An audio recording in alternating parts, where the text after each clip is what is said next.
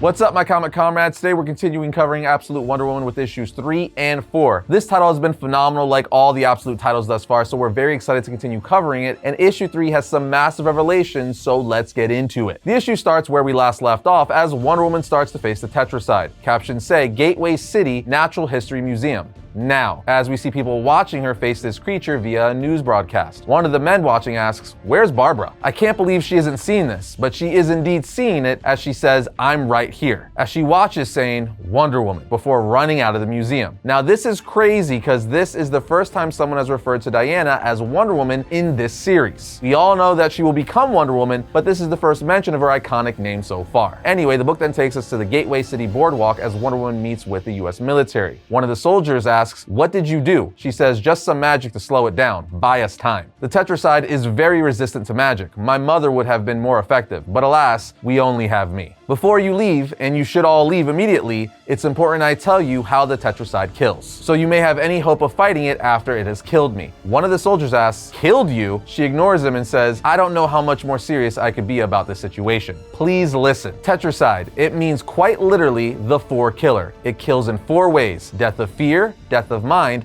death of body, death of soul. One of the soldiers says, "Death of fear doesn't sound so bad." She answers, "And that is where you would be wrong, soldier. That is our greatest danger given it has emerged in a heavily populated area." She then gives them the history of the Tetracide, saying because of what the Tetracide means by death of fear is that you no longer are capable of feeling fear when you see it, and you are drawn to it. Very soon the Tetracide will begin to emanate a sound. It will be loud and sharp. It will travel for miles, and when people hear that sound, they will be drawn to it, like bees to honey. They will do anything to be with the sound. They will walk right into the Tetracide's jaws, where one dies in agony. A death of mind, body, and soul. And the death of soul, I don't want to be too dramatic, but the people who are crushed to death in the race to the Tetracide's maw will be the lucky ones. The soldiers then say, "Lord," as she finally says yes. And for anyone who manages to survive the sound, touching the Tetracide will begin to destroy your mind, making you incapable of resisting. Death of body quickly follows as it ingests you, and death of soul is, well, that explains itself, does it not? So please, for the love of Hera, leave this place. Run if you can. As Wonder Woman leaves to battle, Steve Trevor stops her saying, "Wait." She says, "Steve, please, do everything you can to get these people out of here. I cannot help them once the sound begins, and it will begin very soon." She then meets Pegasus on the beach and tells him, "Keep your distance. Attack with Hellfire if you can, but stay out of reach. If it lays one tentacle on you, that's it. And I'm quite sure Zeus will make certain you are not resurrected again, my friend." Her and Pegasus then fly into battle to fight the beast as Diana says, "Tetracide, I wish you no ill will. I only seek to protect these people, this city, this world. I will give you the offer I gave the Prime Harbinger. Leave now and never return, or die hard and painful by my hand." The beast just screams in her face, so she says, "So be it." She then wraps her nemesis lasso around the blade of Athena, throwing it at the beast and stabbing it, then flies around the monster over and over, entangling it. And as we know from the last issue, the nemesis lasso binds and burns in proportion to the pain you've brought onto others, meaning it's probably going to bind and burn a lot to this beast. But the beast is so powerful it's able to slip one of its tentacles free and pull the Athena blade out. Diana then says some magic words and pulls a magical battle axe out of her pouch, slicing several of its tentacles off, but one is able to grab her arm as she says no. The comic then takes us to the past when Steve Trevor was still in hell with Diana as she's fighting off the Hydra Beast who really wants to kill Steve. Diana then starts talking to the Hydra saying, "Relent, and we can live in peace once again. You will never have him. I'm sorry for your loss. Choose peace and live by Diana's good word." Obviously, she defeats the Hydra, and later Steve asks, "Could it really understand you?" She tells him, "Unclear. Most creatures can, but not all. But it certainly understands strength, but I'm sorry it pushed me to such lengths. I shouldn't have let it get that far." Diana says, "I think it's quite taken with you." Steve tells her, "Well, I'm sorry to be so provincial, but the feeling is not mutual." Steve then tells her he misses his home, Gateway City, and she asks him to tell her about it. He says, "Gateway City is on the coast, and the way the light hits the Pacific at sunset, it always reminded me of my mother's laugh for some reason. And something about how it dances across the tips of the water, consistent and yet surprising. I miss how it reminded me of her every time I saw it." Later on, back at Diana's home, she tells Steve, "Would you mind grabbing some firewood from the pile by the door?" He says, "No problem." And when he leaves, Diana tells her mother, "I found it, mother. The way to send Steve home. This spell." Her mom looks at it and says, "No, Diana,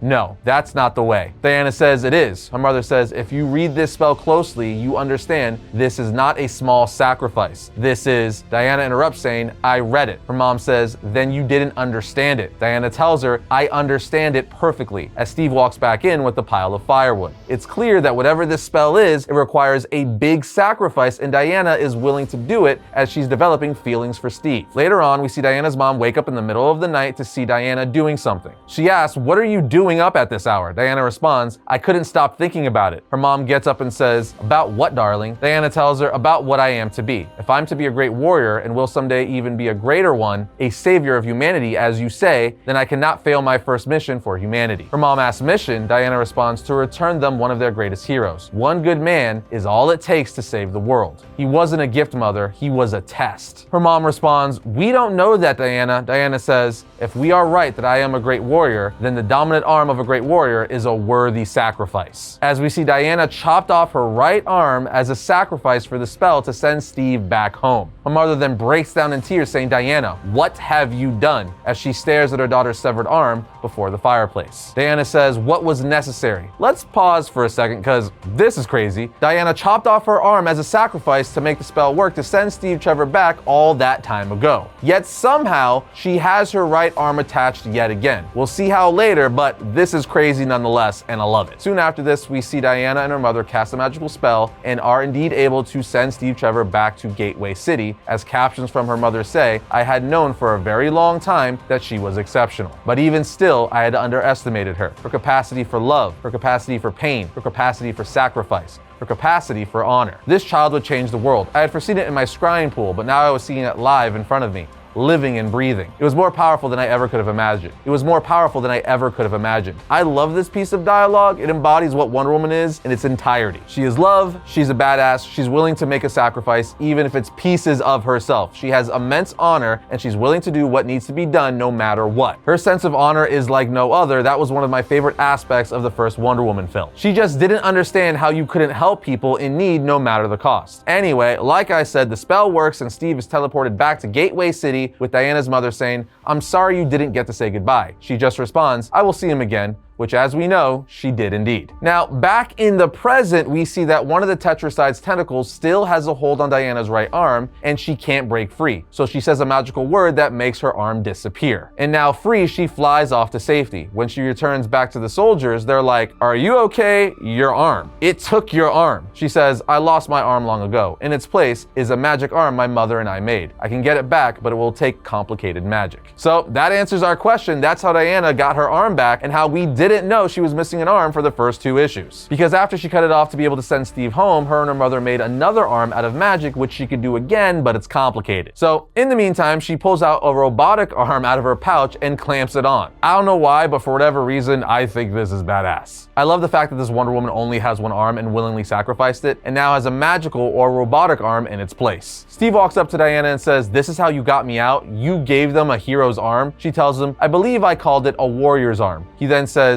I think I got closer. As she puts her robotic hand on his cheek, she says, it was more than worth it. Anyway, she then tells all the soldiers and military, the rest of you, the sound is already beginning. I could feel the rumbling on the beach. You must move now, or the next time I see you, you'll be climbing over each other so that you might be devoured. For the love of Hecate, move faster. Steve tells her, I don't want to leave you here alone, Diana. She says, I know. It's why you were worthy of saving in the first place, but it will be all for naught if you die on that beach. Please listen to me and go. Right outside of this building, we then see Barbara from the first page of the issue run into Diana on accident. Diana catches her saying, I have you. Diana tells her, Miss, you shouldn't be here. In fact, it's too late for you to run. Please go inside the Sea Monster themed bar and speak with Steve Trevor. Tell him Diana asked him to get you to safety. As Diana continues walking away to battle the beast, Barbara says, Wonder Woman. Diana looks back and says, Wonder Woman? Barbara tells her, the Amazons. It's what they would call their champion, the absolute best of them. You are one, right? An Amazon? Diana walks over to her again and asks, you know of the Amazons? Barbara answers, I wrote my dissertation on the myths of the Amazons. It's my primary field of study. Diana asks, myth? Barbara answers, well, not to me, or I'm guessing you. Diana then says, I must go. We'll speak on this more. Barbara says, my name is Barbara Minerva. Diana then says, I am Diana. And with that, Wonder Woman flies off to battle the beast, who's starting to sound off its siren. Barbara shouts, I'm in the book. Diana says, I don't know what that means, but I will find out. Now, what's really cool here is us DC Wonder Woman fans know Barbara Minerva becomes Cheetah. Cheetah. So this is setting up one of Wonder Woman's arch enemies. So that's a little fun plant or Easter egg for the future. Now, Diana arrives on the beach staring up at the massive creature that looks straight out of a Godzilla film. She's wondering how the hell she's gonna beat this thing, and then pulls out a potion from her pouch and says, yes, that could work, but I would need to strengthen it. Not strengthen, widen, 1,000-fold. Yes, I think that could do it. We then go to a live news broadcast and she starts drawing something on the ground saying, this is not for recording, gentlemen. The anchor asks, can I ask why? She replies, of course. It is mostly because I don't want people to be afraid, and new things are often scary. A frightened populace will serve no one now. The other reason is because magic is sacred and not everyone has earned the responsibility to wield it. As she continues to draw with magic on the floor, reciting a spell, the cameraman says, that was a pretty good answer. The anchor agrees, it really was. After she's done, the cameraman then allows her to speak directly into the camera, addressing the city. She says, hello, Gateway City. My name is Diana, and I'm afraid I need your help to save your city. There's a terrible monster on your beach called the Tetracide, and I have been trying to fight it, but it is very powerful. It is beyond me. This monster will begin to emit a sound that will compel you to sacrifice yourselves to it. This will be difficult to hear, to understand, but to save you from this fate, I'm going to briefly make all of you deaf. The entire city. Many of you do not believe me, but I assure you, you're about to become believers. The panic and the chaos that brings will now be almost as deadly as the Tetracide itself. And so, I need you to be calm. I need you, especially those of you that are hearing this message now, to help your friends and neighbors. Kindness and compassion are all that will save us now. I came here to save your city, but today it seems like it will be up to each of you to save your city instead. I know you could do it. Wonder Woman believes in you. And on the last page, as she addresses the city, she casts the spell to make everyone in the city go temporarily deaf to save them from the monster. And just like that, we have issue 3 of Absolute Wonder Woman, which was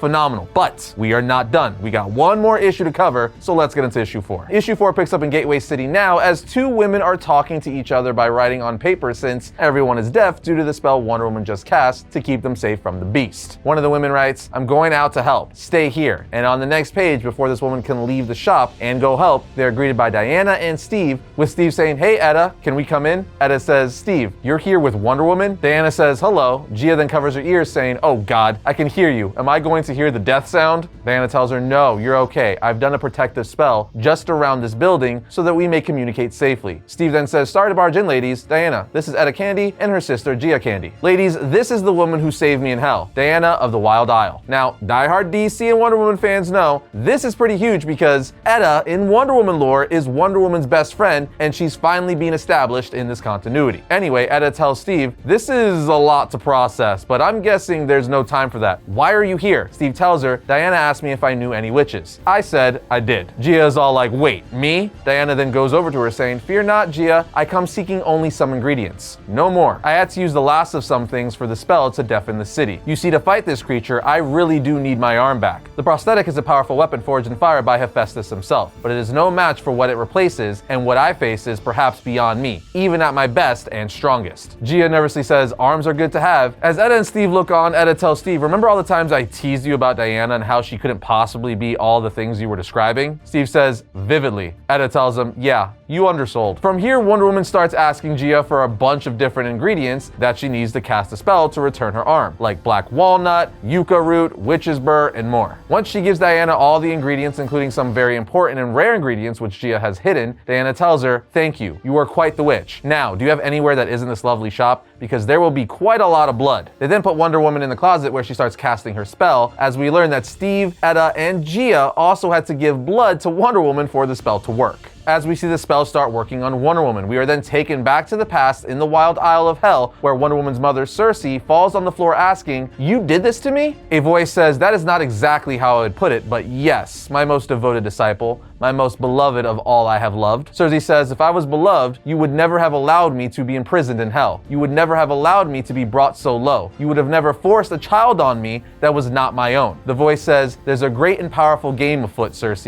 each of us with our own roles to play, each of us with our own sacrifices to make. The voice continued to tell Cersei how she's been chosen for this unique task, and she's the only one who can get the job done. On the next page, we see the voice talking to Cersei is Hecate. Cersei's captions then say, from that night on, visions came, not regularly, but from time to time. Flashes of what Diana would be to the world, of how she would suffer and also persevere. How the goddess's great plan would knit together so carefully that nobody could see her until it was too late. And also of how lonely I would be, trapped here without her. Cersei's captions continue to say, it was this night I began plans to make her first lasso, built with love and pain, magic and fire. The comic then brings us back to Gateway City in the present, where the spell Wonder Woman cast has restored her arm. As she says, thank you my friends, my strength is fully returned. I owe you a debt and it will not be forgotten. Diana then has a nice back and forth with Etta about the job she used to have protecting people, telling her, I used to be a detective in Gateway City. Diana asks, and now? Etta responds, now I'm something called a private investigator. Diana tells her, so similar work, but now you work for yourself? Yes? Etta laughs and says, you have quite a way with words, you know. Somehow you make everything seem better than it is.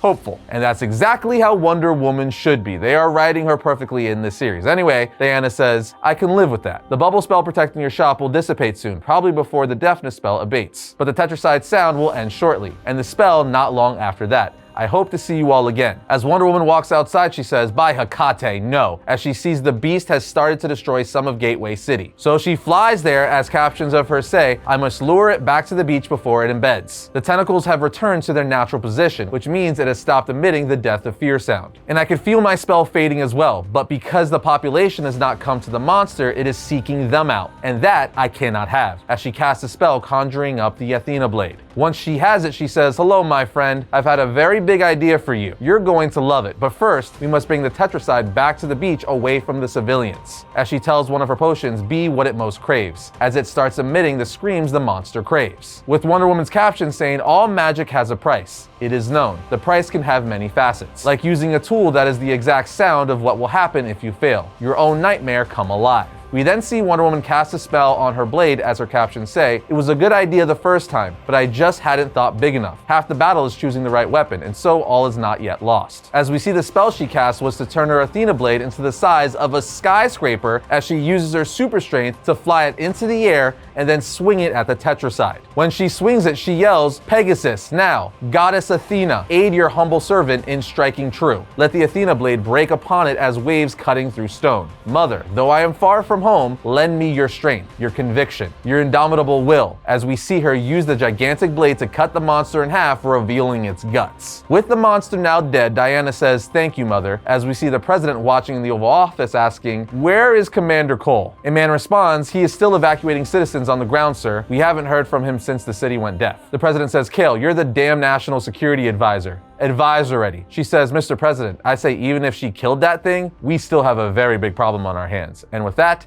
the issue ends. Now this last page is kind of crazy because this Miss Cale, who we're briefly introduced to in main continuity, is a self-made billionaire and entrepreneur who had to fight, scratch, and claw for everything she's achieved. And she hates the fact that Wonder Woman was just born with special abilities and everything seems to just come easy to her. Think of her as almost like a female Lex Luthor. With that understanding, you could see where things might go from here. Regardless, the series is continuing to introduce and build out Wonder Woman's mythology, and this issue alone gave us Etta, who in normal continuity becomes Wonder Woman's best friend, and now Cale, the billionaire rival of Wonder Woman. Altogether, this series is another really well-written story thus far, alongside all the other absolute titles. From how they're representing her as a character, to the introduction of her use of magic, and the slow reveal of villains, everything is top-notch with this title thus far. But that's just our 2 cents. What do you guys think? Are you enjoying this title as much as we are? Let us know in the comments. Other than that, we will see you next time when we talk about all things comics.